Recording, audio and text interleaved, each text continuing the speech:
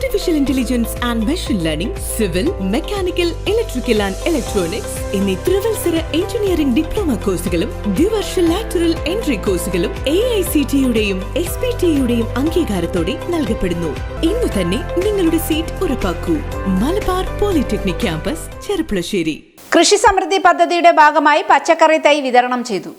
ജനകീയ ആസൂത്രണ പദ്ധതി 2026-27 ഭാഗമായി നടപ്പാക്കുന്ന കൃഷി സമൃദ്ധി സമഗ്ര പച്ചക്കറി ഉൽപാദന യജ്ഞം പദ്ധതിയിൽ ജൈവ പച്ചക്കറി കൃഷിക്ക് പ്രോത്സാഹനം നൽകുന്നതിനായി തക്കാളി, വഴുതന, മുളക് എന്നിവയുടെ തൈകളുടെ വിതരണം ആരംഭിച്ചു. നഗരസഭാ വൈസ് ചെയർമാൻ ശ്രീ രാജേഷ് കെയുടെ അധ്യക്ഷതയിൽ നടന്ന ചടങ്ങിൽ നഗരസഭാ ചെയർപേഴ്സൺ ശ്രീമതി ജയസുധ തൈ വിതരണത്തിന്റെ ഉദ്ഘാടനം നിർവഹിച്ചു. പദ്ധതിയുടെ ഭാഗമായി തൈകൾ ആവശ്യമായ കർഷകർക്ക് 2026-27 സാമ്പത്തിക വർഷത്തെ നികുതി രസീതിന്റെ പകർപ്പ് ഹാജരാക്കണമെന്ന നിർദ്ദേശം നൽകിയിരുന്നു. ഉച്ചയ്ക്ക് 12 മണി മുതൽ ഒറ്റപ്പാലം കൃഷിഭവനിൽ ടോക്കൺ വിതരണം നടത്തിയ ശേഷമാണ് ഗുണഭോക്താക്കൾക്ക് തൈകൾ വിതരണം ചെയ്തത്.